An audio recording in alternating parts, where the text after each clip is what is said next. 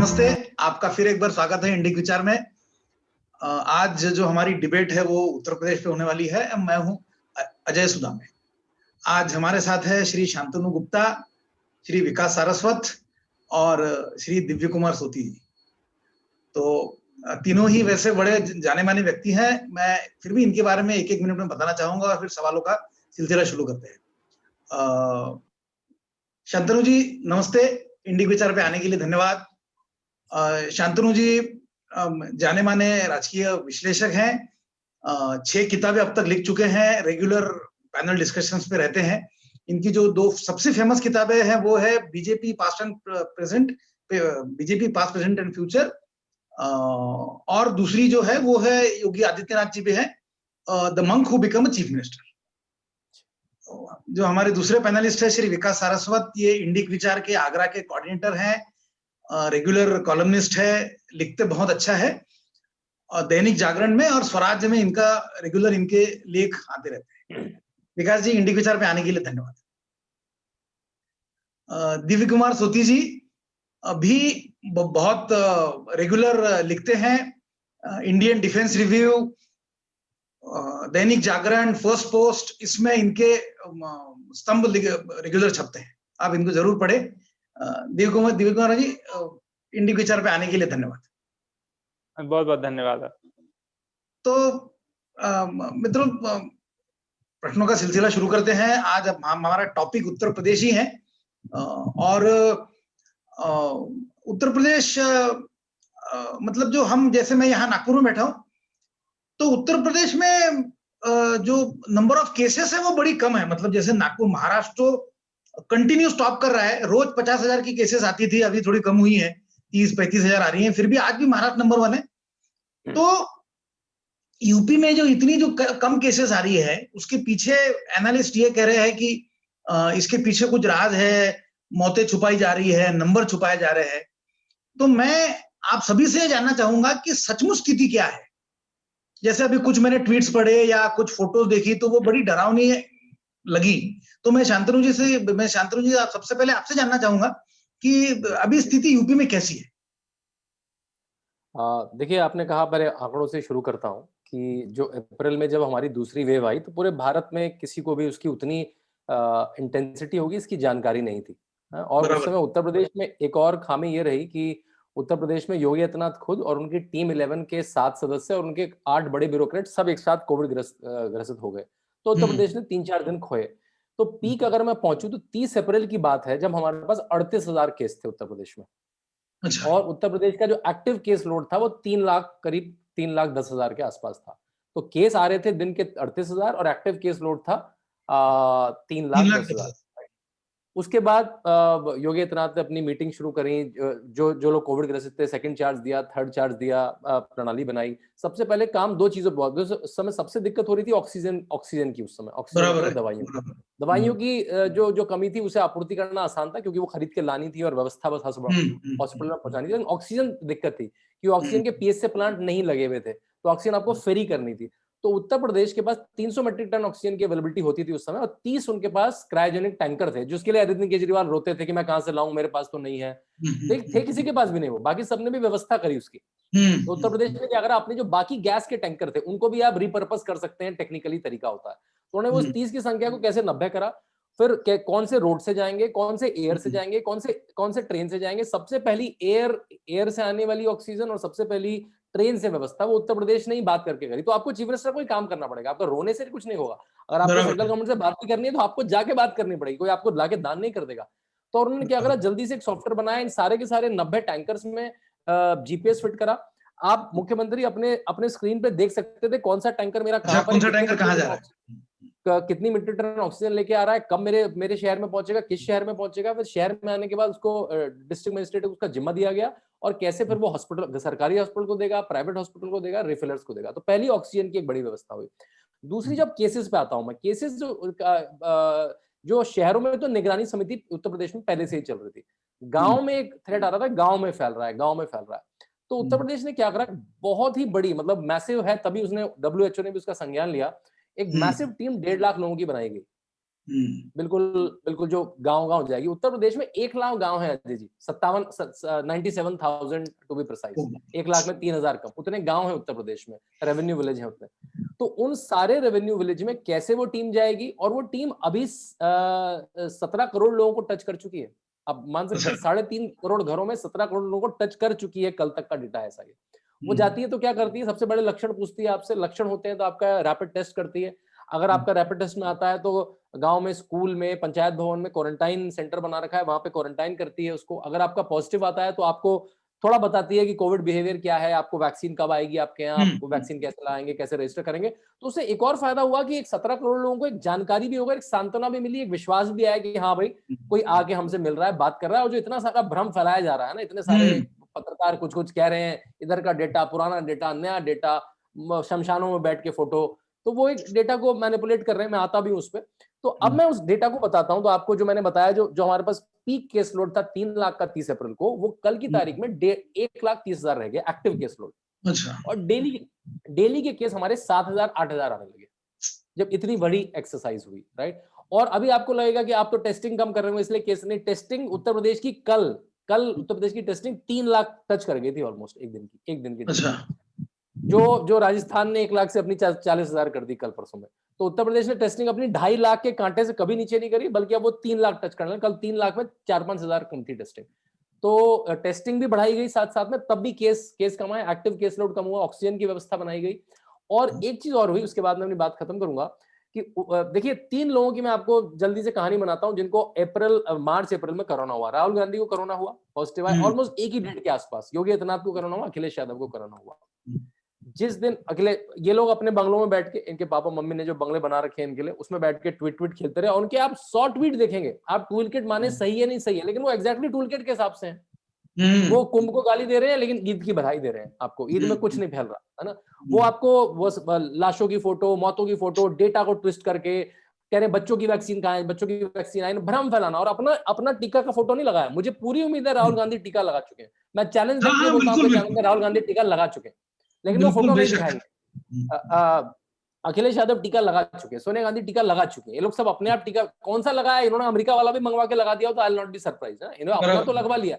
ऐसे मार्केट में भ्रम फैलाना है इनको कि बच्चों का टीका आ गया, इसका टीका खराब है, इसका अच्छा है, उसका, वो भ्रम फैलाना है इनको। इससे भारत सरकार उनके लिए अगर कोरोना जाता है तो भारत सरकार को फायदा होगा, उनको जनता का फायदा का नहीं मतलब है। तो राहुल गांधी वहां से ट्वीट कर रहे हैं, अखिलेश यादव यहाँ से ट्वीट कर रहे हैं। जिस दिन नेगेटिव आया योगी आदित्यनाथ का, उस दिन से वो सड़कों पे हैं। वो केवल पिछले 8-9 दिन में 14 जिले जा चुके हैं। वो जिले जा रहे हैं, गांव जा रहे हैं, टाउन जा रहे हैं, वैक्सीनेशन सेंटर जा रहे हैं, हॉस्पिटल जा रहे हैं, सीएचसी जा रहे हैं, और देख रहे हैं कि काम कैसे चल रहा है। जो लीडर की एक प्रेजेंस होती है फील्ड में, उसकी अपनी धमक होती है। उत्तर प्रदेश में तो चलता है ऐसे। तो इस वजह से वो ऐसा डेटा, जो 38,000 का केस लोड हमारा पर डे का 7,000 पाया, और overall active case load 3 lakh से 1,30,000, और इसे 1,30,000 में से भी 99,000 लोग होम क्वारंटाइन है, हॉस्पिटल में नहीं है। अच्छा, हॉस्पिटल में नहीं है। हॉस्पिटल में नहीं है, उसमें केवल 30,000 लोग हैं जिनकी 75 जिलों में हॉस्पिटल में। तो इस वजह से डेटा हमारा जो 30 अप्रैल को था, वो आज ऐसे काबू किया गया है। धन्यवाद विकास जी। आप म्यूट पे हैं। जी। हाँ जी अजय जी, फैक्ट्स और फिगर्स के साथ शांतनु जी ने काफी कुछ बता दिया कि किस प्रकार से एक प्रोएक्टिव अप्रोच रही उत्तर प्रदेश सरकार की शुरू से ही। एक छोटा सा चीज का जिक्र मैं जरूर करना चाहूंगा, क्योंकि लोगों को फिर भी ये भ्रम हो सकता है कि उत्तर प्रदेश की आबादी तो करीब 22-25 करोड़ है, तो राजस्थान यदि 40,000 टेस्ट कर रहा था तो उत्तर प्रदेश अगर मान लीजिए 2-3 लाख भी कर रहा था, तो उसमें क्या फर्क है। मैं एक महत्वपूर्ण बात जो है वो टीपीआर, टोटल पॉजिटिविटी रेट, बराबर, उसका जिक्र करना चाहूंगा कि टोटल पॉजिटिविटी रेट जो है वो क्या इंगित करता है। टोटल पॉजिटिविटी रेट यदि बहुत ज्यादा चला गया है तो उसका अर्थ ये है कि जो लोग बिल्कुल जिनको करना ही पड़ रहा है, शासन को जिनके टेस्ट करने ही पड़ रहे हैं, उन्हीं की सिर्फ टेस्टिंग हो रही है। ओके। जब वो टीपीआर कम है, टोटल पॉजिटिविटी रेट जब कम है, तो उसका अर्थ ये है कि बहुत सारे लोग जिनको थोड़ी भी शंका हो रही है वो टेस्ट कराने के लिए जा रहे हैं। तो आप ये समझिए कि उत्तर प्रदेश का टीपीआर जो है 10 से ऊपर कभी भी नहीं गया, जबकि महाराष्ट्र का, छत्तीसगढ़ का और अन्य राज्यों का 30-30% पार करके चला गया। दिल्ली 33 था मेरे हिसाब से। एक समय हाँ, मुझे हाँ। याद है दिल्ली 34 से 35 था। जी जी जी जी जी। तो इसका अर्थ क्या है कि टेस्ट हमेशा से ही काफी होते रहे, और यदि ये मान के भी चला जाए कि इन टेस्ट पूल के बाहर भी लोगों को संक्रमण हो सकता है, तो उसका प्रतिशत मोर और लेस वही रहेगा। तो बराबर मतलब है। उत्तर प्रदेश में लगभग स्थिति वही रही, कभी हद से हद वो 10% तक गई, पर अन्य राज्यों की तुलना में वो भी काफी अच्छी थी। बाकी शांतनु जी ने बताया ही कि किस प्रकार से एक ऑक्सी ट्रैकर लगाया गया था, उसके माध्यम से ऑक्सीजन की ट्रैकिंग हो रही थी। जिलों के अंदर भी जो रेमडेसिविर का एलोकेशन उस वक्त एक बहुत बड़ी समस्या बन गई थी। आज तो आईसीएमआर मना कर रहा है कि रेमडेसिविर की कोई आवश्यकता नहीं है, परंतु उस वक्त जैसे भाग रहे थे लोग, तो उसके लिए एक बाकायदा पूरा एक सिस्टम बनाया गया। आप सीएमओ को या डीएम के पास, डीएम ने अपने यहाँ कोई एडीएम एसडीएम स्तर का अधिकारी बिठा दिया, आप वहां पर पहुंचे और आपको सीएमओ के पास से एलोकेट हो जाएगा। कालाबाजारी को रोकने के लिए सब एक पुलिस वाला जाकर सीधे अस्पताल के अंदर उसको दिख रहेगा। तो व्यवस्था, ये मानना पड़ेगा कि एक समय पे हर चीज की कमी थी, चाहे वो ऑक्सीजन हो, चाहे रेमडेसिविर हो, सभी चीजों की कमी थी, पर शासन फिर भी एक व्यवस्था बनाने में लगा हुआ था। माइक्रो मैनेजमेंट जो है, हमको योगी जी ने तो जिस अपने हिसाब से किया ही है, पर एक कुशल प्रशासक का अंदाज ये होता है कि छोटे लेवल तक भी जो चीजें वो सुचारू रूप से काम करें। मैं अपने यहाँ से आगरा से एक छोटा सा उदाहरण दूंगा कि आगरा शायद उन जिलों में था जहां सबसे पहले ऑक्सीजन प्लांट्स लगाए गए योगी जी के आदेश पे। तो एक प्लांट यहाँ पर लगाया जा रहा था, और जिसके लिए एक किसी उपकरण की आवश्यकता पड़ रही थी, तो वो गुजरात में मिलना था। अब आगरा चूंकि एयरफोर्स स्टेशन बेस भी है, तो यहाँ से सीधा फ्लाइट भेजी गई और 6-8 घंटे के अंदर वहां से उपकरण लाया गया और सुनिश्चित किया गया कि जल्दी से जल्दी उस पर काम शुरू हो। तो ये एक प्लांट था जिसने करीब 1600 से 2000 सिलेंडर्स की क्षमता जिसमें थी फिलिंग की, उसको 4 दिन के अंदर शुरू कर दिया गया। तो ये माइक्रो लेवल पर आप देखिए किस, और आज भी ऐसा नहीं है, आज जब ये सेकंड वेव रिसीड हो रही है, नीचे जा रही है, उसके बावजूद भी शासन का आदेश है कि हर जिले के अंदर ऑक्सीजन की उपलब्धता होनी चाहिए। जिन जिन जिलों में ऑक्सीजन बनाने की नहीं है व्यवस्था, उनमें आज भी शुरू किया जाए। तो ये एक प्रोएक्टिव एडमिनिस्ट्रेशन की बात है। मैं चाहूंगा कि दिव्य जी भी हमें इसके बारे में कुछ बताएं। बिल्कुल बिल्कुल बिल्कुल बिल्कुल जी हाँ, मैं थोड़ी सी 2-3 चीजें ज्यादातर शांतनु जी ने और विकास सर ने बोली हैं, मैं 2-3 चीज और ऐड करना चाहूंगा इसमें। एक तो ये एक बड़ा हुआ है कि पता नहीं ग्रामीण इलाके में क्या हो रहा है, कितना भारी संक्रमण फैला हुआ है और पता नहीं कितनी मौतें हो रही हैं, मतलब मीडिया ऐसे ही उसको दिखा रहा है। तो पहले मैं एक आंकड़े की बात करता हूँ। उत्तर प्रदेश भारत का अकेला राज्य है जहां पर 31 मार्च के बाद से जो टेस्टिंग रेट विलेजेस का है वो डबल है अर्बन एरिया के मुकाबले में। ये अकेला राज्य है भारत, वरना अर्बन सेंटर्स तक ही टेस्टिंग एलोकेटेड है। 70 लाख से ज्यादा टेस्ट हुए 31 मार्च के बाद से ग्रामीण इलाकों में उत्तर प्रदेश के, जबकि 35-36 लाख के करीब टेस्ट हुए हैं शहरी इलाकों में। और गांव के अंदर मैंने आज, क्योंकि ये प्रोग्राम था, तो मैंने कई लोगों से बात भी की, कई पश्चिमी उत्तर प्रदेश के गांवों में। तो उनका कहना था कि देखिए, थोड़ा सा ये मानना पड़ेगा कि गांव के लोगों की इम्यूनिटी कहीं ना कहीं बेहतर है। जो खेत में काम करता है व्यक्ति, हालांकि इन बातों को मजाक में लिया जाता है, लेकिन मैंने जो खुद बात की लोगों से, मैं वो शेयर करना चाह रहा हूँ। तो लोग जो है वो होम क्वारंटीन होकर और अपने आसपास के डॉक्टर से दवाई लेकर काफी हद तक सही हुए हैं। तीसरी चीज जो शांतनु गुप्ता जी ने कही कि वो जो योगी जी जब खुद कोरोना पॉजिटिव थे, उस दौरान भी वो लगातार जो था हर चीज को माइक्रो मैनेज करने की कोशिश कर रहे थे। लेकिन एक सच्चाई ये है कि 15-20 साल का जो सपा बसपा का शासनकाल रहा है, उस दौरान निचले स्तर पर, जो जिला स्तरों पर तमाम अधिकारी हैं, वो बहुत से ऐसे हैं जो सपा बसपा के वफादार हैं। मैं कुछ ऐसे एग्जाम्पल जानता हूं जो अखिलेश यादव जी के बहुत ही क्लोज अधिकारी हैं, और उन्होंने ऊपर से आए हुए आदेशों की भी अवहेलना उस दौरान की है, और अभी हाल फिलहाल में उन पे कार्रवाई हुई है। कल भी आजमगढ़ में एक बड़ी कार्रवाई हुई है। तो योगी जी के जब कोरोना से सही होके आने के बाद जो अचानक ये जो बदलाव दिख रहा है, ये कहीं ना कहीं ये दिखाता है कि योगी जी वो व्यक्ति हैं जो इस समय उत्तर प्रदेश को चलाने के लिए अपरिहार्य हैं। उनके बिना ये जो एडमिनिस्ट्रेटिव सिस्टम है निचले स्तर का, ये चल नहीं सकता है उन जैसे नेता के बिना। धन्यवाद। कोरोना से थोड़ा हटके जो हमारा लार्जर व्यू जो है उस तरफ जाते हैं।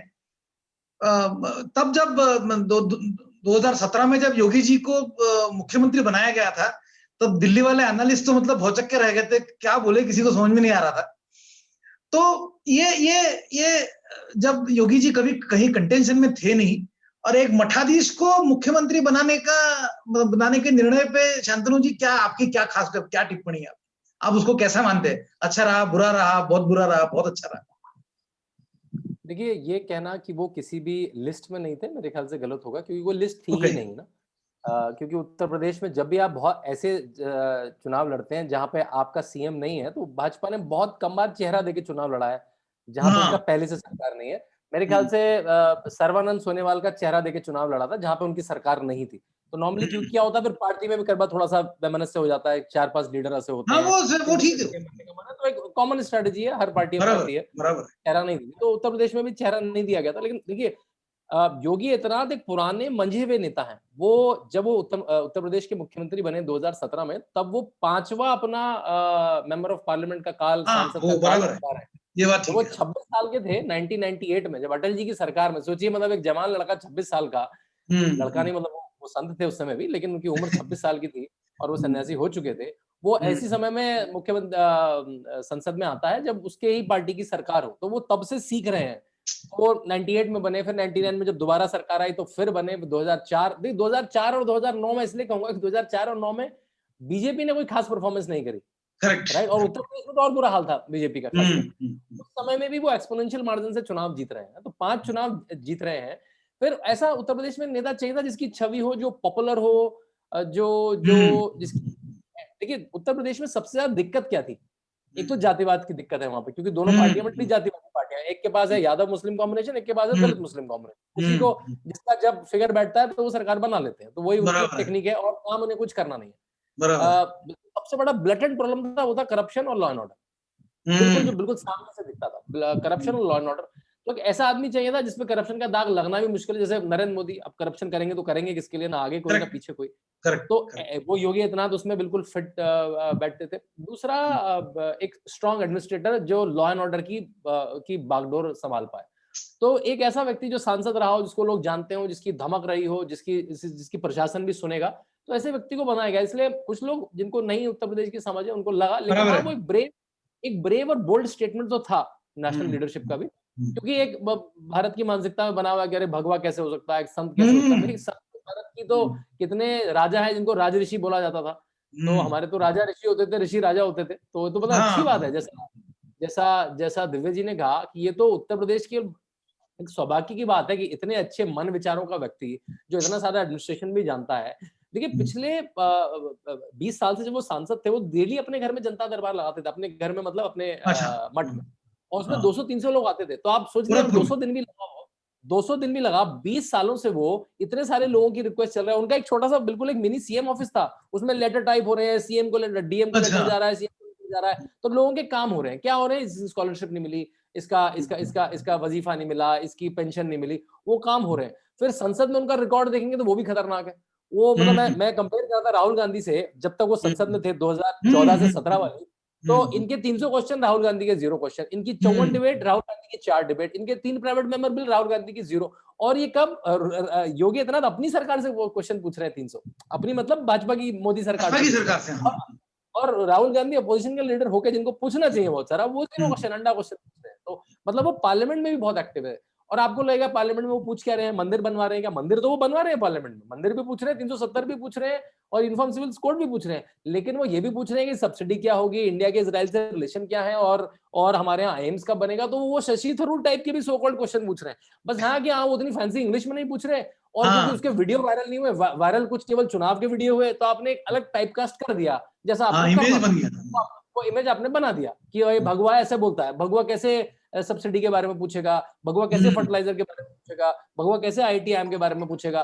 तो वो उन्होंने वो वीडियो कभी वायरल नहीं करे। तो मैंने जब रिसर्च करी तो मुझे खुद बड़ा पता लगा कि अरे, तो आप संसद की वेबसाइट में जाके देखिए, तो आपको पता लगा कितना अवेयर पॉलिटिशियन है वो व्यक्ति, और कितनी सारी कमिटी में रहा है, फिर जब मैंने बायोग्राफी लिखनी शुरू की तो देखा उनका तो मतलब कृषि में देखो तो वो अलग ज्ञान है, सरकारी व्यवस्थाओं में देखो तो वो अलग ज्ञान है, एयरपोर्ट कैसे फंक्शन करते हैं उसमें अलग ज्ञान है। 20 साल से जो आदमी संसद में है और मठ के कम से कम 40-50 इंस्टीट्यूशन चलते हैं, कॉलेज चलते हैं, इंस्टीट्यूशन चलते हैं, नर्सिंग इंस्टीट्यूट चलते हैं, तो आपको घर में एक छोटी सी शादी पार्टी करनी हो तो हमारे पसीने छूट जाते हैं। बराबर है। अगर आदमी 40 इंस्टीट्यूशन चलाता हो जिसमें कॉलेज हो, जिसमें नर्सिंग इंस्टीट्यूट हो, जिसमें मठ खुद हो, तो वो चलाने वाला आदमी अपने आप एक एडमिनिस्ट्रेटर बन जाता है। और जिसको सरकार की जानकारी हो, जो संसद में भी बैठा है पिछले 20 साल से, जो पिछले 20 साल से 200 लोगों से मिल भी रहा है, उनकी समस्याएं सॉल्व कर रहा है, तो एक बहुत स्ट्रांग एडमिनिस्ट्रेटर थे।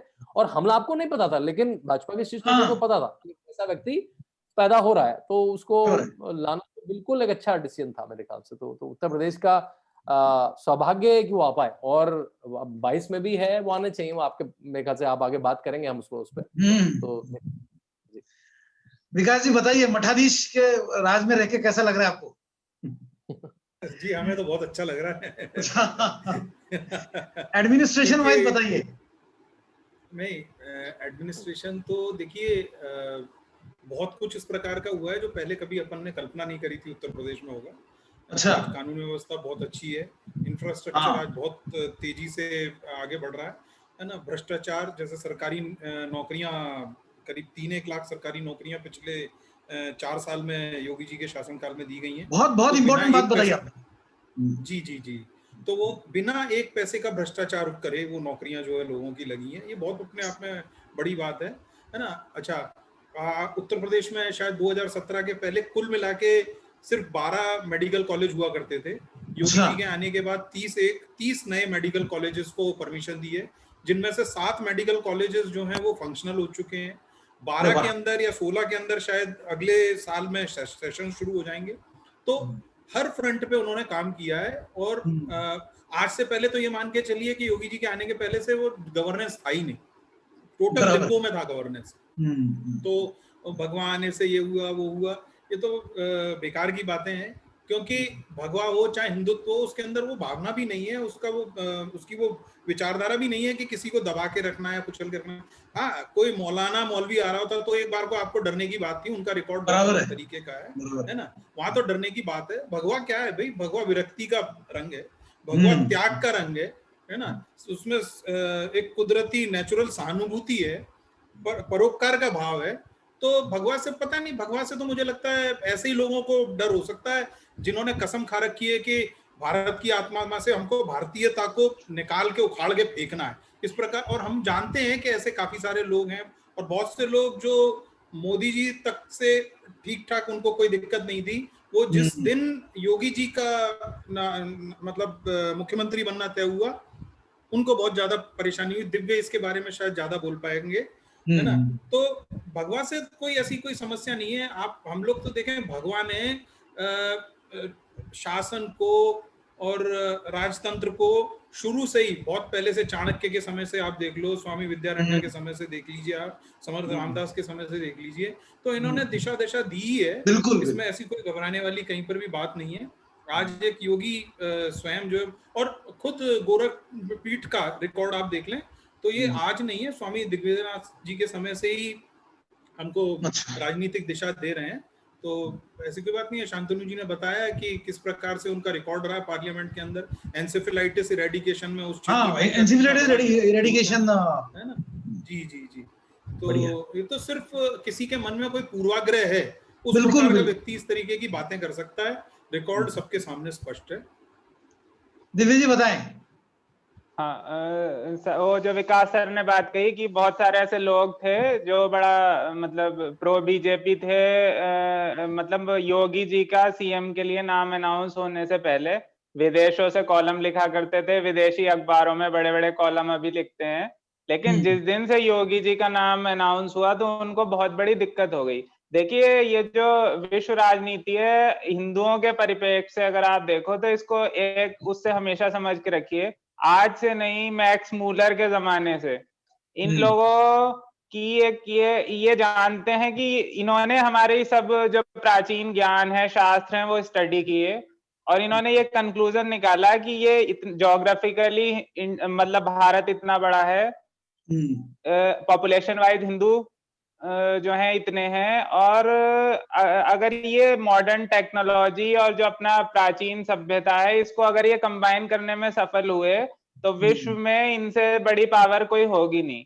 तो उसको दबाने के लिए मैक्स मूलर से लेकर मैकॉले से लेकर आज तक वो चल रहा है कि अगर किसी तरह हिंदुओं की सरकार भी बन जाए तो ऐसा व्यक्ति कोई भी ना आ पाए जो उस प्राचीन ज्ञान से आज के मॉडर्न हिंदू की एक कड़ी बना दे उस सभ्यता के साथ, है ना। तो इसलिए उन्हें जितनी मोदी जी से भी प्रॉब्लम नहीं थी, इसलिए उन्हें भगवा कपड़े पहनने वाले योगी जी से इतनी बड़ी प्रॉब्लम हुई कि वो 2014 से 17 तक तो प्रो बीजेपी थे, लेकिन जिस दिन योगी जी का नाम अनाउंस हुआ, भाई आप योगी जी ने ना कोई, एक मिनट मानिए, जिस दिन उनका नाम अनाउंस हुआ ना उन्होंने कुछ अच्छा काम किया ना कोई बुरा काम किया, आप पहले दिन से क्यों इतना नाराज हो गए? आप कोई उन्हें गलत काम करने दो तब आलोचना करो। तो ये चीज है। लेकिन एक चीज ये कहते हैं कि देखिए, जब आपके जो शत्रु हो, आपके जो प्रतिद्वंदी हो, वो भी अगर आपकी प्रशंसा करने के लिए मतलब मजबूर हो जाए तो वो एक सफलता मानी जाती है। देखिए एंसेफ्लाइटिस का मामला है, जापानीज एंसेफ्लाइटिस इरेडिकेट हुई, और आज मोदी जी ने जो है डीएम्स के वो फ्रंटलाइन वर्कर्स के साथ बात की, तो उन्होंने भी किया कि किस समय जब योगी जी सांसद हुआ करते थे, सरकार में नहीं थे, उस जमाने में वो बच्चों के लिए रोए थे, पूर्वांचल के बच्चों के लिए, कि एंसेफ्लाइटिस से इस तरह मरते हैं, कोई देखने वाला नहीं। बराबर। और उनके अंदर वो भी भावना थी, और उन्होंने जैसे ही वो बने मुख्यमंत्री तो सबसे पहला उन्होंने जो था पूर्वांचल से वो इरेडिकेट करने का काम किया।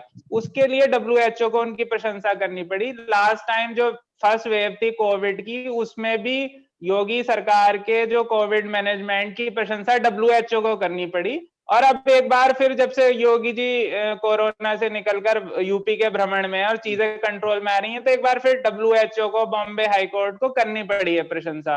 और WHO की क्या लीनिंग्स हैं उस पे मुझे कहने के लिए कुछ है नहीं, वो पिछले साल से अब तक सब देख ही रहे हैं कि क्या लीनिंग्स हैं। तो अगर ऐसे आपके लेफ्ट लीनिंग जो आपके वैचारिक मतलब प्रतिद्वंदी हैं, उन लोगों को भी योगी जी की मतलब प्रशंसा करनी पड़ रही है, तो बाकी कंक्लूजन व्यूअर्स खुद निकाल सकते हैं। धन्यवाद। मैं अगला सवाल जो 4 साल की अभी 4 साल का राज हो गया, अगले साल इलेक्शन आने वाला है, तो यूपी में लॉलेसनेस सबसे बड़ी प्रॉब्लम है, हम यहां भी जानते हैं। तो मेरे पर इकोनॉमी भी एक बड़ा कंसर्न है। यूपी इतना बड़ा राज है, 25 करोड़ की जनता है, तो यूपी की तरक्की हुए बिना देश आगे बढ़ नहीं सकता, हम ये सभी समझते हैं। तो मैं जानना चाह रहा हूं कि आपके हिसाब से, पहले इधर में दिव्य जी से पहले सबसे पहले सवाल पूछना चाहता हूँ। दिव्य जी, आपके हिसाब से सबसे बड़ी योगी जी की कामयाबी क्या है? लॉ एंड ऑर्डर या इकोनॉमी, ओवरऑल एडमिनिस्ट्रेशन, हेल्थ, आपके हिसाब से सबसे बड़ी कामयाबी क्या है?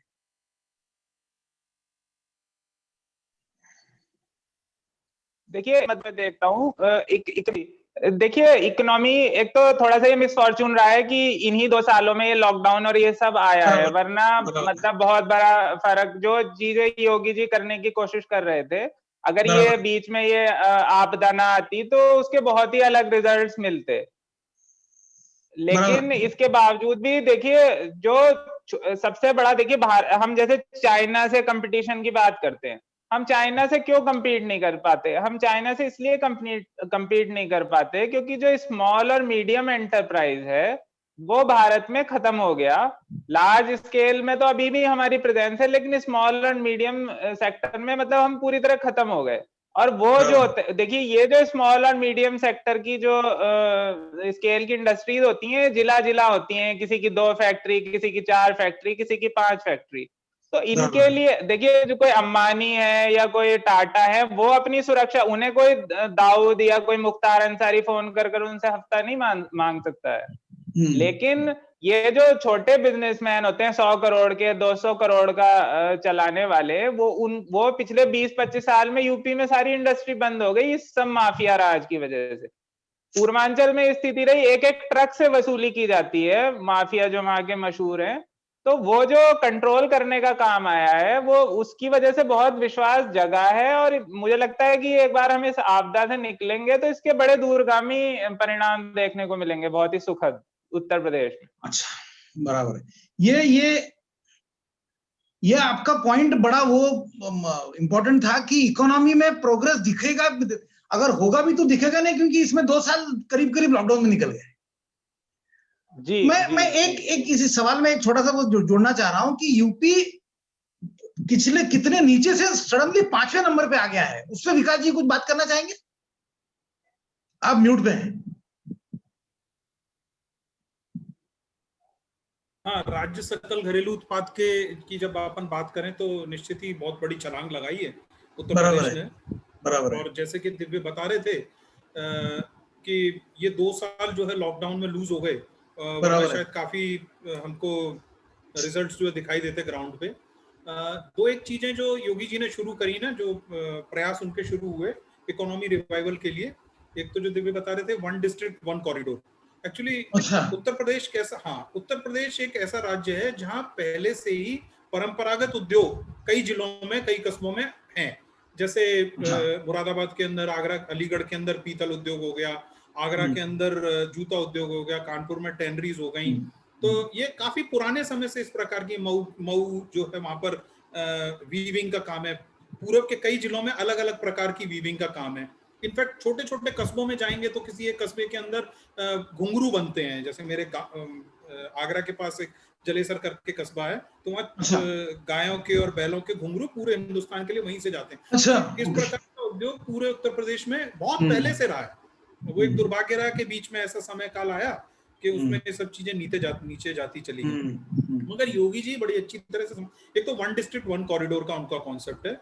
दूसरा उनका एक और कॉन्सेप्ट जो उन्होंने प्रयास किया है उसको शुरू करने का, वो ये है कि इंडस्ट्रियल क्लस्टर्स कंट्री स्पेसिफिक बने। मतलब मान के चलिए कि जैसे कन्नौज के पास में शायद जापानियों को लाने का विचार है, तो उसमें क्या होगा कि 10-20 फैक्ट्रीज अगर जापानीज कहीं पर लगाना चाहते हैं तो राज्य के अलग अलग हिस्सों की बजाय एक ही जगह पे लगा लें, तो उनको थोड़ा सा उनको कल्चरल इजी हो जाएगा। उनका खान पान एक ही जगह पे, मान लीजिए 100, 200, 500 जापानी अगर वहां पर आ जाते हैं और उनको वहीं पर उनके प्रोविजन, फूड प्रोविजन उस प्रकार के मिल जाते हैं। इस प्रकार से कोरिया के लिए अलग जगह पे और दूसरे किसी अन्य देश के लिए इस प्रकार की भी एक उन्होंने कल्पना करी है। फिल्म सिटी की भी कल्पना करी है। और एक डिफेंस कॉरिडोर के ऊपर काम चल रहा है जो कि केंद्र के साथ सहयोग से, शायद मेरे हिसाब से तमिलनाडु और उत्तर प्रदेश के अंदर सबसे बड़े 2 डिफेंस कॉरिडोर आने वाले हैं, जिसमें शायद उत्तर प्रदेश का डिफेंस कॉरिडोर, शांतनु जी मुझे करेक्ट कर देंगे अगर मैं गलत हूं तो वो शायद सबसे बड़ा होने वाला है ना। मगर अच्छा, कुछ ना कुछ क्लिक करेगा। आप जब 50 चीजें ट्राई करेंगे तो 2 एक चीजें जरूर उसमें से क्लिक कर जाएंगी। बराबर। ये अच्छी तरह से योगी जी समझते हैं कि इनके लिए इंफ्रास्ट्रक्चर भी उतना ही जरूरी है जितना लॉ एंड ऑर्डर जरूरी है। तो वो उनका पूरा प्रयास है। और लॉ एंड ऑर्डर की दुर्भाग्य से स्थिति इतनी ज्यादा खराब रही है उत्तर प्रदेश में कि उसको आप सिर्फ किसी एक विभाग पे भी आप पिन नहीं कर सकते हैं। ये पूरा गठजोड़ चल रहा है जिसके अंदर माफिया, जिसके अंदर शासन प्रशासन, और जब मैं शासन प्रशासन की बात कर रहा हूं तो मैं खाली पुलिस की या अलग डिपार्टमेंट्स की बात नहीं कर रहा हूं, मैं सभी की बात कर रहा हूं। आप समझ लीजिए, इतना इशारा काफी है। तो व्यवस्था बहुत ज्यादा खराब, और जो गुंडे माफिया हैं वो स्वयं जाके विधायिका में बैठे हुए हैं। बिल्कुल। तो आप कल्पना कर लीजिए, वो मांडवाली करा रहे हैं कि भाई कितने लोग और जाकर मायावती को या अखिलेश के समर्थन में वोट डालेंगे। तो जब सब कुछ उनके हाथ में है, वो ट्रांसफर करा दे रहे हैं। एक बाहुबली के घर पे छापा डालने के लिए बेचारा कोई एक डीएसपी लेवल का व्यक्ति हिम्मत कर भी पा रहा है, तो उसका जो है वो तबादला किया जा रहा है। वो शैलेंद्र प्रताप सिंह जी का केस बड़ा चर्चित हुआ था, जिसके अंदर उसने बाकायदा AK-47 वहां से रिकवर करी, और उसके ऊपर सब शासन ने है उनको न सिर्फ उस व्यक्ति को वहां से हटाया, बल्कि उसी को गिरफ्तारी, उसको पहले तो डिसमिस किया, बाद में उसकी गिरफ्तारी कर दी। मतलब इतनी खराब सीन था कि बहुत रेडिकली अलग तरीके से सोचने वाली बात थी, और बहुत कुछ अपनी पॉलिटिकल कैपिटल उसमें इन्वेस्ट कहो या जाया कहो, वो स्टेक पे लगाने वाली बात थी। योगी जी ने वो सारे रिस्क लिए, है ना, उस व्यवस्था में से उबारने के लिए। दिव्य जी मैं आऊंगा आपकी तरफ। हाँ सॉरी। तो आज तो वो इंफ्रास्ट्रक्चर के अपन ऊपर देख ही रहे हैं कि किस प्रकार का काम हो रहा है। शायद प्रिंट ने एक स्टोरी की थी कि सब योगी जी के पास दिखाने के लिए क्या है इंफ्रास्ट्रक्चर के उस पे। मायावती के पास तो यमुना एक्सप्रेसवे है, अखिलेश के पास तो लखनऊ एक्सप्रेसवे है। आज अजय जी पिछले 5 साल के अंदर, 5 साल अब हो जाएंगे, इस शासन काल के अंदर। ये कुल मिला के शायद 300 और 165 500 किलोमीटर का भी एक्सप्रेसवे नहीं था, ये जो दोनों थे, इसमें 10 वर्ष का समय लगा। और तो विकास जी, आप जो बात बता रहे थे, मैं उसमें एक छोटा सा आपको रोकना चाहूंगा। मुझे एक स्टोरी याद है, जो आपने प्रिंट की बात की तो मुझे एक दूसरे गुप्ता जी याद आ गए, शेखर गुप्ता वाले, शेखर गुप्ता जी, कि जिन्होंने वो ब्राह्मण और वो बड़ा भयंकर वाद क्रिएट करने की कोशिश करी थी कि योगी जी ब्राह्मणों के पीछे पड़े टाइप, मतलब। फिर एक मैंने आर्टिकल भी लिखा था, काफी लोगों ने पढ़ा था उसको, तो पर मैं उसके ऊपर भी, वो जो दुबे जो गैंगस्टर था उसको जब मारा था, तो उसके ऊपर बहुत बखड़ा, दिल्ली वाली प्रेस ने बहुत बखड़ा तैयार करने की कोशिश की थी। तो आप एडमिनिस्ट्रेशन की बात कर रहे हैं, तो उसमें भी अगर कोई रोशनी डाल सके तो। एक्चुअली हमको मालूम है कि किस प्रकार की पत्रकारिता हो रही है, तो वो आप ये ब्राह्मणवाद और ये सब इतनी बेकार की बातें हैं। शांतनु जी ने हमें बताएंगे कि टॉप ब्यूरोक्रेसी उत्तर प्रदेश के अंदर है, उसमें कौन कौन किस किस पद पर कितने ब्राह्मण बैठे हुए हैं। तो ये फालतू की बातें हैं, और प्रिंट पे हम लोग अगर समय जाया करेंगे तो मेरे हिसाब से उचित नहीं है। वो बहुत नेगेटिव टाइप की पत्रकारिता कर रहे हैं, है ना? इसका कोई अच्छा, विकास दुबे के साथ क्या कर देना चाहिए था? ऐसे व्यक्ति को क्या छोड़ देना चाहिए था इसके लिए कि वो ब्राह्मण है? ये किस बेहुदा तरीके की पत्रकारिता है जी? तो शांतनु जी, आपके हिसाब से क्या, व्हाट इज, मतलब सबसे अच्छा क्या आपको एडमिनिस्ट्रेशन में क्या फर्क नजर आया?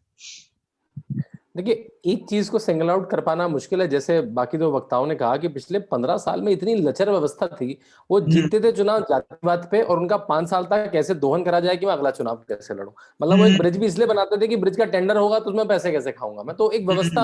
और जब आपके शीर्ष से ऐसी व्यवस्था चलती है तो नीचे तक वैसी व्यवस्था बन जाती है, जैसा राजा होता है वैसी प्रजा बन जाती है। तो वैसी व्यवस्था आपकी 15 साल में बन चुकी थी। उसके बाद आने के बाद आपके, मतलब योगी जी के पहले जो निर्णय थे ऐसे थे कि 9 बजे ऑफिस में आओ, ऑफिस में थूको मत, मतलब ऐसा हाल हो गया था कि। और कैबिनेट मीटिंग, आपको पता है हर प्रशासन में कैबिनेट मीटिंग होती है, जो आपके कैबिनेट मिनिस्टर्स होते हैं वो बैठते हैं, सारी चीजों में चर्चा करते हैं। अखिलेश के समय वो कैबिनेट मीटिंग घर घर पे हुआ जाया करती थी। अखिलेश ने नोट भेज दिया, सबके घरों में चली जाती थी, वो कैबिनेट नोट पे साइन कर देते थे। कोई मीटिंग का रिवाज ही नहीं था। अभी यहाँ पे एक मीटिंग 1.5-2 घंटा चलती है, आर्गुमेंट होता है, काउंटर आर्गुमेंट होता है, ब्यूरोक्रेट का, पॉलिटिशियन, तब एक चीज सेटल होती है, जो होना भी चाहिए। वही तरीका होता है मीटिंग होने का। योगी जी ने पहले 1 महीने में सारे अपने मंत्रियों को बुला के एक डिपार्टमेंट से प्रेजेंटेशन करवाया, कि उनको पता था कि भाजपा शासन में नहीं है बहुत समय। सारे मंत्री 3-4 लोगों को छोड़ के कभी मंत्री भी बने, कुछ जो वृद्ध लोग थे वही 3-4 लोग थे, बाकी सब पहली बार मंत्री बनने।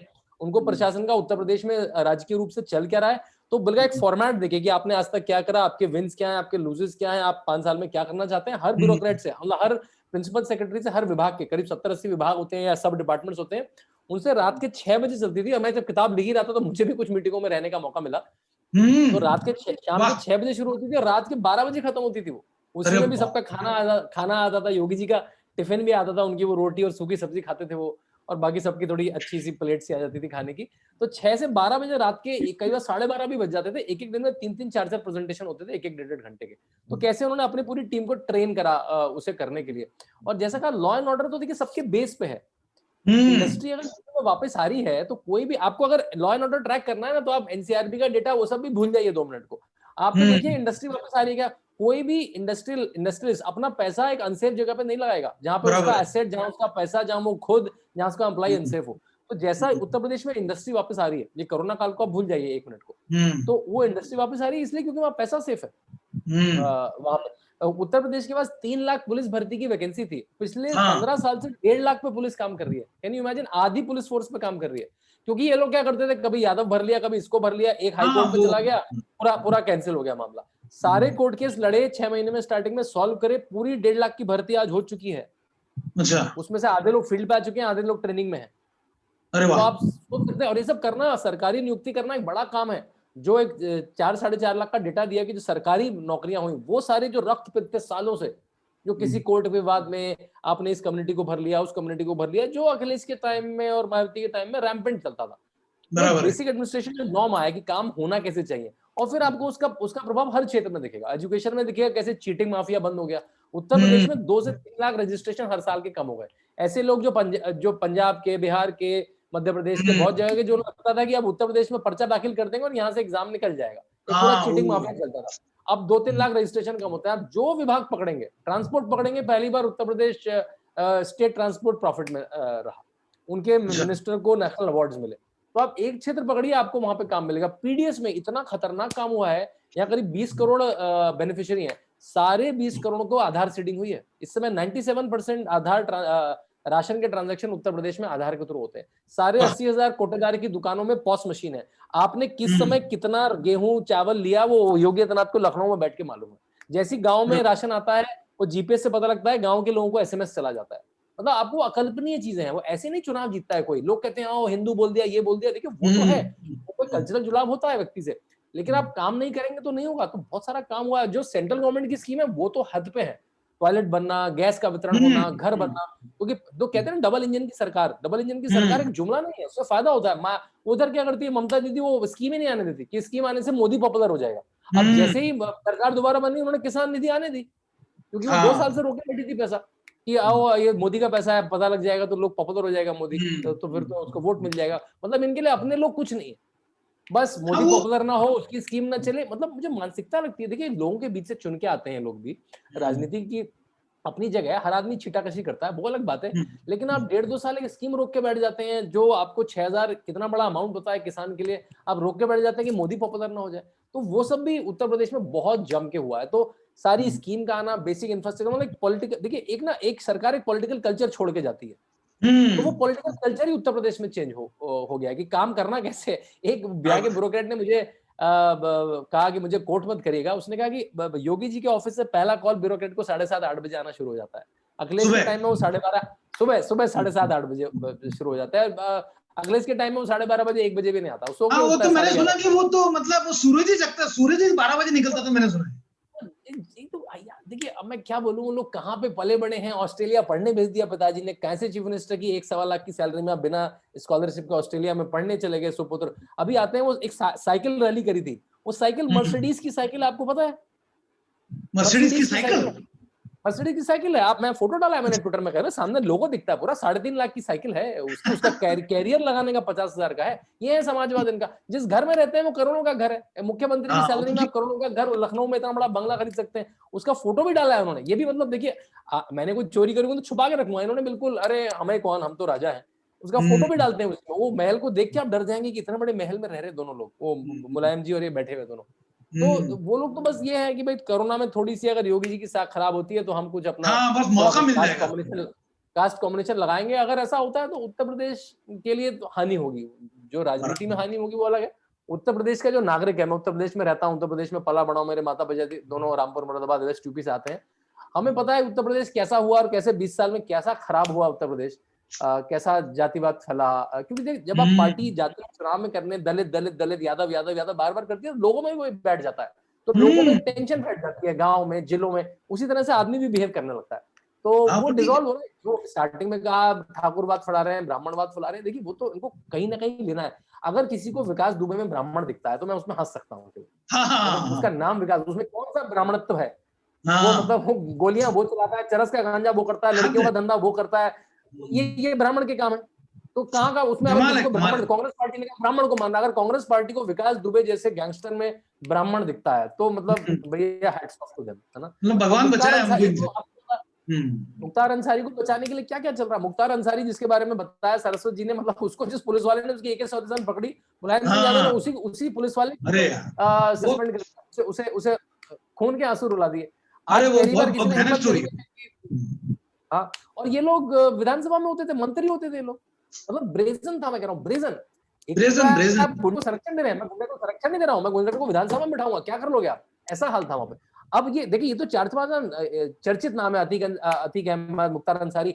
हर जिले में 10-10, 15 लोग ऐसे, जो स्टार्टिंग में पहले 2 साल खबर आई, ह्यूमन राइट्स के केस हो गए, एनकाउंटर करा दिए, ठोको गवर्नमेंट चल रही है, वो क्या हुए? ये कौन 2000-3000 लोग थे जो उनके पास FIR हुई, कभी पकड़ने नहीं गए, जेलों से भाग गए, कोर्ट से भाग गए? ये लोगों पे दबिश बनाई गई। जिन्होंने पुलिस पर रिटेलिएट करा उनको गोली पड़ेगी। एक भी मजिस्ट्रियल इंक्वायरी में यूपी पुलिस पे कोई इल्जाम नहीं लगा, कोई भी एनकाउंटर फेक था, लेकिन हाँ वो मीडिया में एक नैरेटिव बना दिया। लेकिन उत्तर प्रदेश के लोग बहुत सेफ फील करते हैं। सरस्वती जो आगरा के, मुझे आगरा के बैंकर ने बताया, बैंक के सीनियर अधिकारी ने, कि 3:30 बजे मैं अपनी लड़की को रोज बैंक से मुझे आना पड़ता था, ट्यूशन छोड़ने जाता था मैं कार में, रिक्शा में नहीं छोड़ सकता था अपनी लड़की को। यार आप वो रिक्शा में जाती है आराम से ट्यूशन पढ़ने, दोपहर में 3:30 बजे, दोपहर में 3:30 बजे दिन की उजाले में मुझे आना पड़ता था अपने घर 2017 से पहले अपनी लड़की को ट्यूशन छोड़ने के लिए। आप कहते हैं रोमियो स्क्वाड बना दिया तो अरे तो मजाक की बात है, ऐसा नहीं है। उत्तर प्रदेश में दिखता था वो, वहां पे ईव टीजिंग ऐसा न्यूसेंस था जवान लड़कियों के लिए जो बहुत मुश्किल हो गया था काम। तो ऐसे नहीं, वहां पे आप कानून की बात चलती है। वो क्या होता है, देखिए इतना बड़ा प्रदेश है, केस होंगे, मैं नहीं कह रहा हूँ केस नहीं होते हैं, लेकिन केस होने के बाद आपका रिस्पॉन्स है कि लड़के हैं गलती हो जाती है, या फिर आपका रिस्पॉन्स है कि अगर मेरी पुलिस नहीं कर पा रही मैं सीबीआई को दूंगा। हाथरस के केस में और सेंगर के केस में, दोनों में सामने से सीबीआई उत्तर प्रदेश की सरकार ने कॉल करी। ऐसा आपने देखा है कभी कि स्टेट गवर्नमेंट उत्तर सीबीआई बुलाए? स्टेट गवर्नमेंट असल में सीबीआई को अवॉइड करती है, चाहे कोई भी रहे। ये सामने से सीबीआई बुला के उन्होंने दोनों केस में जांच कराई और दोनों में दूध का दूध पानी का पानी हुआ। तो मेरे ख्याल से आप कुछ कहना चाह रहे थे? उसको समझ है, उत्तर प्रदेश में रहता है, उसको समझ है क्या हुआ है उत्तर प्रदेश में पिछले 4.5 साल में। दिव्य जी आप कुछ कहना चाह रहे थे? हाँ सर, मैं यही कहना चाह रहा था कि ये जो विकास दुबे वाला जो मामला है, तो कम लोगों को जो है ब्राह्मण से जोड़ देते हैं कि उन लोगों को पता नहीं कि जो विकास दुबे के जो मुख्य शिकार रहे थे वो भी ब्राह्मण ही थे। एक्चुअली भाजपा के एक मंत्री हुआ करते थे संतोष शुक्ला, मंत्री का मतलब उनको दर्जा मिला हुआ था, उनका पुलिस थाने के अंदर मर्डर किया था विकास दुबे। मुझे याद है। संतोष शुक्ला क्या ब्राह्मण नहीं थे? अभी 3-4 दिन पहले वो चित्रकूट जेल में जो गैंगवार हुई, जिसके अंदर मुख्तार अंसारी के कुछ लोग मारे गए, एक मुकीम काला उसमें मारा गया, प्रख्यात गैंगस्टर था वेस्ट यूपी का, जिसकी वजह से कैराना से जो जनरल स्टोर की दुकान भी चलाते थे वो व्यापारी भी भाग रहे थे उस जमाने। अभी तो उत्तर प्रदेश में हम बिजनेस और उसकी बात तो करते हैं, आप ये सोचिए कि एक अच्छी सी बड़ी सी दुकान भी खोल के बैठना मुश्किल हुआ करता था। तो उस गैंगवार में भी एक अंशुल दीक्षित, जिसने पहले उनपे गोली चलाई, वो मारा गया। तो उस पे भी लोगों ने कहा कि साहब इन्होंने तो मुख्तार अंसारी के लोगों को इसने मारा और इसका भी पुलिस ने एनकाउंटर कर दिया।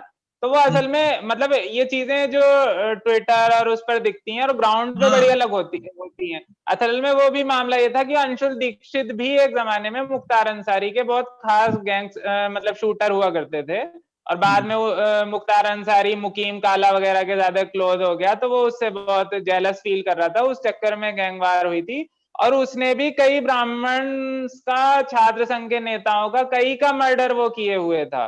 तो ये सब बहुत ही मतलब कॉम्प्लेक्स है, बहुत न्यूआंस्ड है। ये जो जैसे प्रिंट जैसे जो पत्रकार हैं वो इन न्यूआंसेस को नहीं समझ सकते या जानकर समझना नहीं चाहते हैं। और एक चीज और मैं देख रहे हैं आप, हम ये भूल जाते हैं कि उत्तर प्रदेश के मतलब ये पिछली बार जो कोरोना क्राइसिस आई उससे ठीक पहले सीए के दंगे कितने बड़े पैमाने पे भड़काने की इन लोगों द्वारा कोशिश की गई, और उसको योगी जी ने कितने अच्छी तरह से कंट्रोल किया।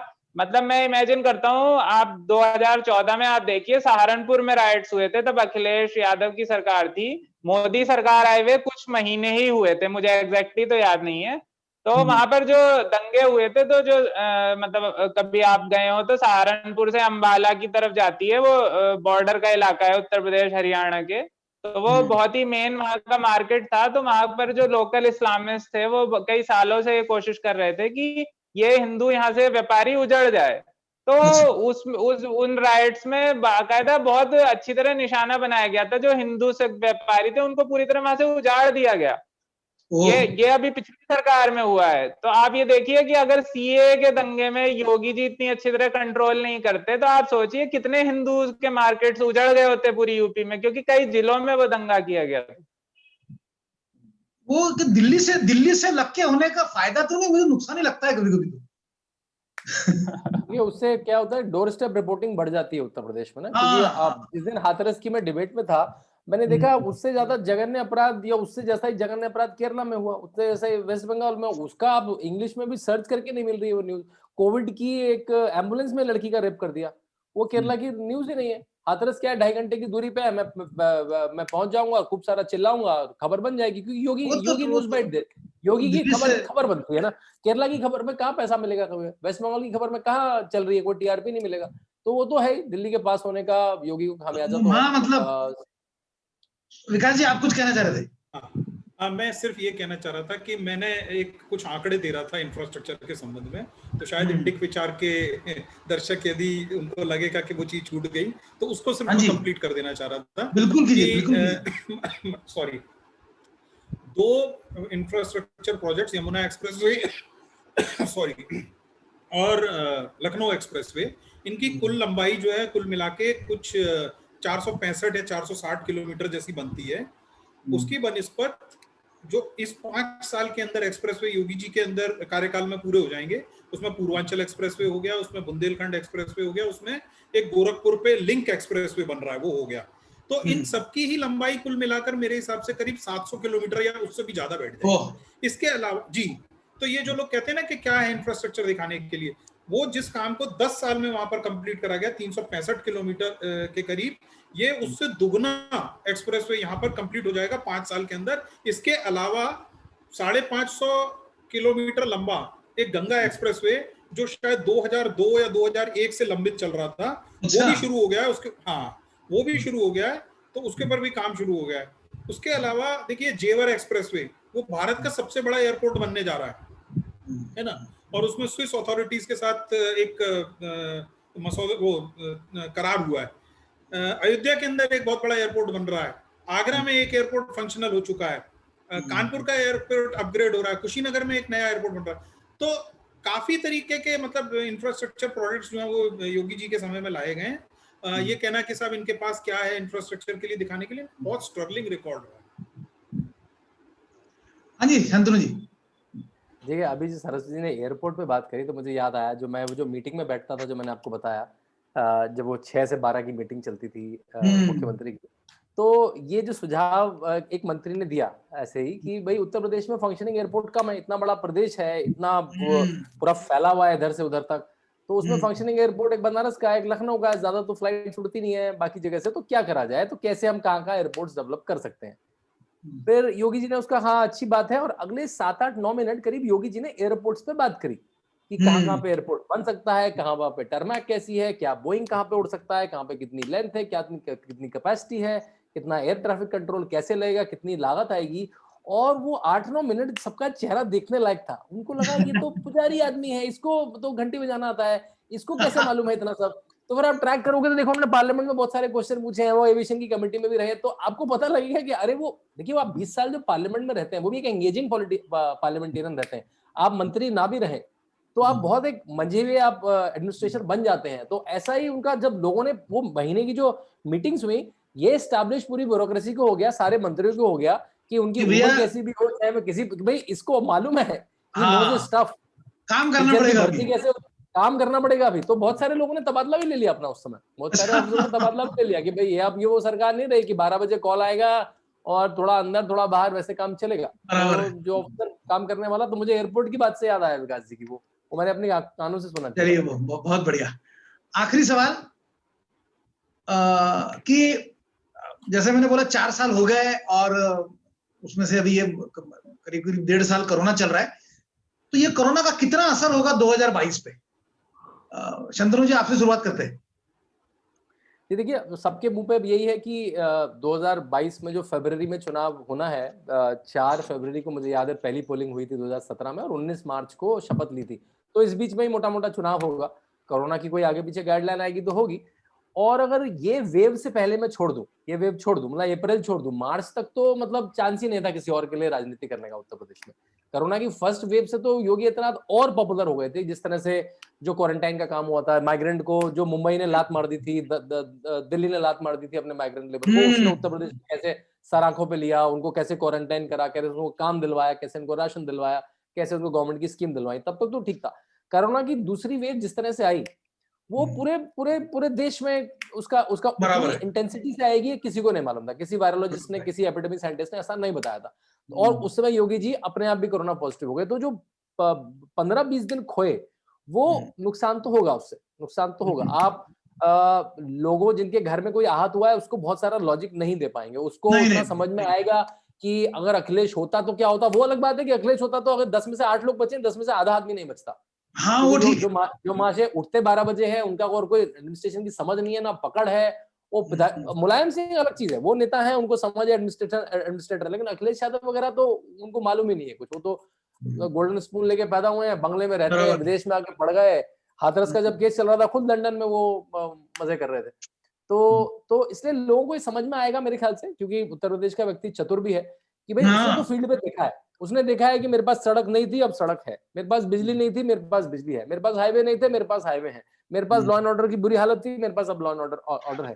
तो वो देख पाएगा कि ये जो सुनामी थी, जिसमें अमेरिका से लेकर यूके से लेकर इटली स्पेन में ऑक्सीजन की कमी हो गई, जहां पे इटली स्पेन में वृद्ध लोगों को कह दिया आप तो घर पे ही मर जाइए क्योंकि मैं तो अपनी युवा फोर्स को बचा रहा हूँ, वैसी स्थिति जब पूरे विश्व में हुई, ऐसी सुनामी में तो आपने जिसको बचा लिया बचा लिया।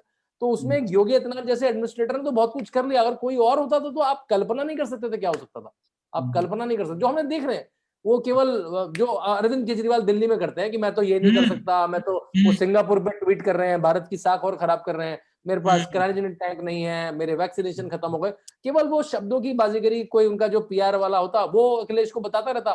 तो उत्तर प्रदेश के लोग तो सौभाग्यशाली हैं कि ऐसे मुश्किल घड़ी में आपके पास एक अच्छा एडमिनिस्ट्रेटर है। मुझे लगता है लोग समझ पाएंगे। और देखिए समीकरण भी, अगर चारों लोग अलग से चुनाव लड़ते हैं, सपा बसपा कांग्रेस आरएलडी भी एक है, वो लोग अलग अलग चुनाव लड़ते हैं तो वोट शेयर सबका है। बुरी से बुरे दिन समाजवादी पार्टी 18-20% की पार्टी है, बसपा 18-20% की पार्टी है, कांग्रेस 8-9% की पार्टी है। ये लोग साथ में आ जाते हैं जिसकी बहुत कम संभावना है, क्योंकि यूपी के लड़के साथ आ चुके हैं, बुरी तरह फेल हुए, सपा बसपा साथ आ चुकी है और लोकसभा में वो भी फेल हुए, बसपा 10 सीट या 5 सीट। तो मुझे लगता नहीं कि अब कोई इसमें कॉम्बिनेशन साथ आएगा। मायावती तो किसी के साथ आएंगे नहीं, मायावती जी जाएंगे नहीं। अखिलेश, अब राहुल गांधी का तो उत्तर प्रदेश आना मतलब वो खुद ही, उनको उत्तर प्रदेश से इतना बुरा लात मार के भगाया गया कि उत्तर प्रदेश में कैंपेनिंग करना है उनको खुद शर्म रहेगी। प्रियंका गांधी अखिलेश के साथ मंच शेयर करेगी, मुझे नहीं लगता कि प्रियंका गांधी कहेगी मैं इसकी शैडो के अंदर में आ जाऊं, क्योंकि अखिलेश यूपी में बड़ा नेता है, प्रियंका गांधी तो कुछ नहीं है, तो वो खुद नहीं चाहेगी। और अखिलेश खुद नहीं चाहेगा क्योंकि टीवी में कवरेज प्रियंका को ज्यादा मिलती है, क्योंकि सारा मीडिया प्रियंका खुश हो जाता है, इंदिरा गांधी का चेहरा है, वो सब ड्रामा करके। तो अखिलेश खुद नहीं चाहेगा। मुझे लगता नहीं इनमें से कोई भी कॉम्बिनेशन बनेगा आपस में भी, और बनेगा भी तो लोग इतने तो समझदार हैं मुझे लगता है तो कि वो ये जो अभी वो जिस स्थिति में है वो वोटिंग पैटर्न में थोड़ा बहुत कन्वर्ट होगा। लेकिन क्योंकि भाजपा के पास 100 सीट एक्स्ट्रा है, 404 की विधानसभा में आपके पास 300 से ज्यादा सीट है, आप 100 सीट गंवा के भी सरकार बना सकते हैं। और मेरे हिसाब से वोट शेयर भी 50% क्रॉस कर चुका था, मुझे वो भी याद है शायद। हाँ, वोट शेयर मुझे याद नहीं आ रहा है, लेकिन लोकसभा में तो कर ही चुका था, लोकसभा में तो कर ही चुका था, विधानसभा में देखा जाएगा। दिव्य जी बताइए क्या देखते हैं 2022? हाँ सर, ये वो जो शांतनु जी ने बात कही है वो बात सही है कि जिनके मतलब घर के लोगों का निधन हुआ है उनको मतलब लॉजिक समझा पाना बहुत मुश्किल है। लेकिन फिर भी मैं एक चीज ये कहना चाहूंगा, मैं खुद क्योंकि काफी लोगों की हेल्प करने में मतलब लगा रहा पूरे इस दौरान जो भी मेरे पास आया, तो मैं ये कहना चाहूंगा कि देखिए जिन दिनों कमी थी, योगी जी अस्वस्थ थे, उन दिनों अगर कमी थी तो वो जेन्युइन कमी थी। और मतलब ऐसा नहीं था कि जैसा सपा की सरकार में होता है कि अगर नहीं मिल रही थी ऑक्सीजन तो ऐसा नहीं था कि किसी वीआईपी को दी जा रही थी। आप एक चीज नोट करिए कि उत्तर प्रदेश में कई विधायकों की या भाजपा के जिला अध्यक्षों की भी मतलब मृत्यु इसलिए हुई कि उन्हें मतलब उस समय पर नहीं वो सुविधाएं मिल पाई। ऐसा नहीं था कि आम जनता की छीन कर रिजर्व कर ली गई। जबकि ये उत्तर प्रदेश का व्यक्ति बहुत अच्छी तरह परिचित है इस चीज से कि अगर सपा की सरकार होती तो उसमें किस तरह के लोगों को मदद मिलती है, किनको मिलती है, वो मुझे कहने की जरूरत नहीं है, किसी जाति धर्म का नाम लेने की। वो पूरी तरह वो बिल्कुल ही एक अलग वो चल रहा होता। दूसरी बात ये कि आप ये देखिए कि विपक्ष जो था उत्तर प्रदेश में, अगर एक क्राइसिस चल रही थी तो उन्होंने क्या सुझाव दिए, ये वो अगर अखिलेश यादव होते तो, और सपोज करिए कि केंद्र में मोदी सरकार होती और आज यहाँ अखिलेश यादव मुख्यमंत्री होते और ये क्राइसिस चल रही होती, तो वो कैसे मतलब इसको कंट्रोल करते? ये कह के कंट्रोल करते कि बीजेपी मोदी जी की वैक्सीन मत लगवाना। तो मतलब अगर कोई ये सोच रहा है कि ये जो मतलब आपत्ति काल है उसकी वजह से अब इनको बदल कर हम उनको ले आएंगे तो वो बहुत बड़ा कोई चमत्कार कर देंगे, वो तो मतलब बहुत ही बुरी वाली स्थिति यहाँ पर होने वाली थी कि जहां पर ये मतलब विपक्ष का नेता ये कह रहा है कि भाई वैक्सीन मत लगवाना, ये तो बीजेपी की वैक्सीन है। मेरे ख्याल से पूरे विश्व में कहीं ऐसा उदाहरण नहीं मिलेगा। नहीं, इससे मतलब इससे इररिस्पांसिबल बात किसी ने कही नहीं होगी शायद। और वो खुद अभी उनका दूसरा एक वीडियो है जिसमें वो कह रहे हैं कि हमने तो पिछले 4 साल में बस यही काम किया है कि जिसने हमें फेसबुक ट्विटर पे आके हमारी मजाक उड़ाई है, बस हमने, वो कह रहे हैं हमने एक ही काम किया है 4 साल में पिछले, उनका नाम नोट किया है। तो मतलब आप देख, और उनको इंटरेस्ट के साथ लौटाएंगे। इंटरेस्ट के साथ लौटाएंगे, बस उनका यही प्लान है, उनका यही प्लान है। गुंडागर्दी की भाषा है वो, गुंडागर्दी। जी, क्लियर कट गुंडागर्दी की भाषा। जी, विकास जी कैसे देखते हैं? सॉरी दिव्य जी, पूरा कीजिए। सॉरी। हाँ, नहीं, बोलिए, नहीं बस यही कह रहा था मैं, बोलिए। विकास जी 2022 बताएं। जैसे नहीं, शांतनु जी ने और दिव्य जी ने दोनों ने बोला, तो तार्किक रूप से देखा जाए तो बात सही है कि हम लोग किसी भी दूसरे राजनेता से, दूसरे पॉलिटिकल डिस्पेंसेशन से इस प्रकार की प्रोएक्टिव अप्रोच की अपेक्षा नहीं कर सकते थे। परंतु देखिए, हम सब लोग जानते हैं कि चुनाव जो होता है ना, वो थोड़ा भावनात्मक मुद्दों पे या भावना पे ज्यादा हो जाता है। वहाँ तर्क उतना कुछ ज्यादा तर्क गौण हो जाता है वहां पर। तो अब बात यही है कि आज से चुनाव जो है 7-8 महीने बाद होने वाला है, और 7-8 महीना बहुत लंबा समय होता है राजनीति के अंदर, बहुत लंबा समय होता है ना। आज जरूर ये माने, और ऐसा है कि जो दिव्य जी ने बात बोली कि भाजपा के कई सारे शीर्ष नेता इस वजह से भी मारे गए कि क्योंकि उनको उस प्रकार की सुविधाएं, या हाँ, और सिर्फ वही नहीं होंगे, मेरे हिसाब से उनके काफी परिजन भी थे। एक सांसद जी थे, उनके शायद छोटे भाई का देहांत हुआ था।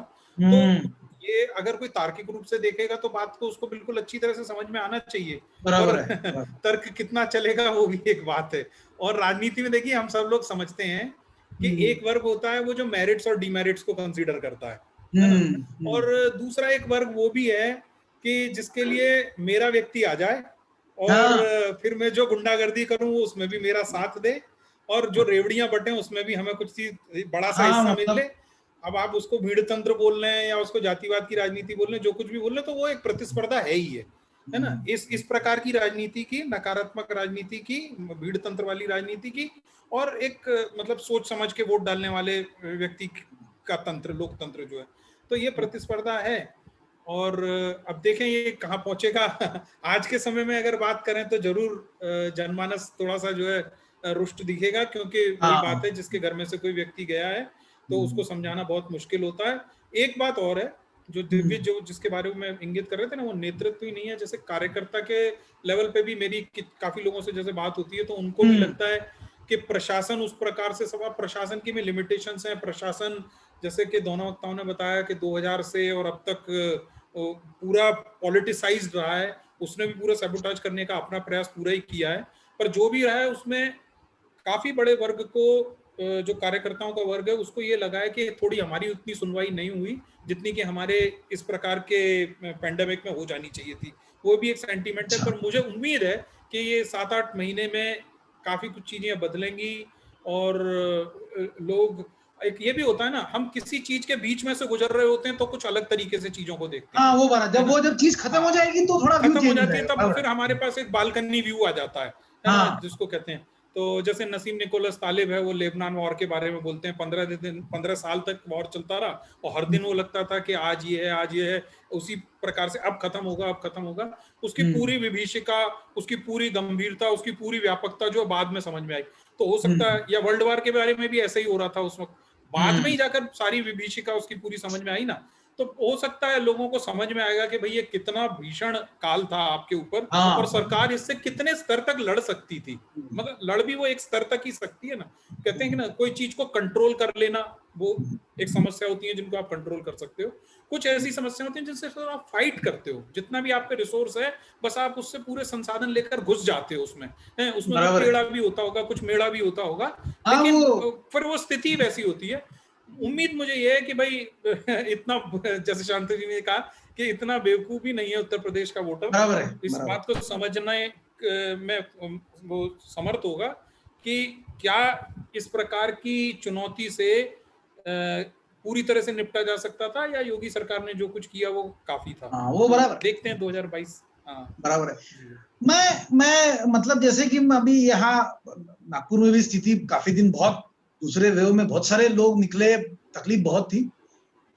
तो मुझे लगता है कि जैसे मेरी मतलब बेटी है, अभी इंजीनियर बनी है, तो हम ऐसी बात कर रहे थे तो मेरे को बोलती है, नहीं बाबा वो कोई मोदी जी कुछ ये पैंडेमिक में कोई कुछ नहीं कर सकता। तो मुझे बड़ी खुशी हुई कि यार मतलब अगर 22 साल की लड़की सोच सकती है तो लोग सोच ही सकते हैं। ऐसा मुझे लगा कि पैंडेमिक में कोई बहुत लिमिटेड कोई कुछ कर सकता है, जब उसके मुंह से निकला तो मुझे बड़ा मतलब मैंने बोला चलो यार मतलब बच्चों को सिखा ही दिया, आखिर में बच्चे थोड़ा सा तो सीख ही गए हमसे। तो मुझे मतलब बड़ी अच्छी बात लगी उसकी कि ये तो थोड़ा सा किसी के हाथ में है नहीं, जितना कर सकती है सरकार कर रही है, बट सरकार भगवान नहीं है। मतलब ये बात भी मुझे लगता है कि थोड़ी सी लोगों में जानी चाहिए। और थोड़ा एक बात छोटी सी ऐड कर दूं मैं। हाँ जी अजय जी, हम लोग सब जानते हैं कि ये संघ संस्कारों की सरकारें थी, चाहे वो उत्तर प्रदेश की सरकार हो या केंद्र की सरकार हो, जिनके अंदर जो है नर सेवा या मतलब सेवा भाव इनग्रेन्ड है ना। वो हर वक्त जैसे ही कोई ऐसा मौका आता है तो वो चल पड़ती है, निकल पड़ती है। बिल्कुल, इसके बनिस्पत आप कल्पना करें दूसरे लोगों की, जैसे दिव्य बता रहे थे शांतनु, ये कोई दूसरी सरकारें कांग्रेस या अखिलेश टाइप की होती तो एक अपॉर्चुनिटी होती पैसा बनाने की। वो तो बिल्कुल। चलिए धन्यवाद। तो बहुत अच्छा रहा डिस्कशन और बहुत मजा आया, काफी सारी चीजें नई जानने को मिली। और सबसे मतलब कमाल की बात थी कि आज तीनों यूपी वालों से यूपी के बारे में बात हुई है, तो ये बहुत अच्छी बात थी। और तीनों बहुत मतलब नॉलेजेबल लोगों से मिलने का मौका मिला। तो धन्यवाद इंडिक विचार पे आने के लिए और समय देने के लिए। शांतनु जी, दिव्य जी और विकास जी, फिर मुलाकात होगी। और जैसे इलेक्शन का टाइम करीब आएगा, ये पैंडेमिक जाएगा, तो हम और मुलाकात करके और जानने की कोशिश करेंगे यूपी के बारे में। धन्यवाद। बहुत बहुत आभार। अगर आपको हमारे वीडियो अच्छे लगते हैं तो इसको लाइक कीजिए, शेयर कीजिए और सब्सक्राइब कीजिए। यही हमारा मोटिवेशन है। धन्यवाद।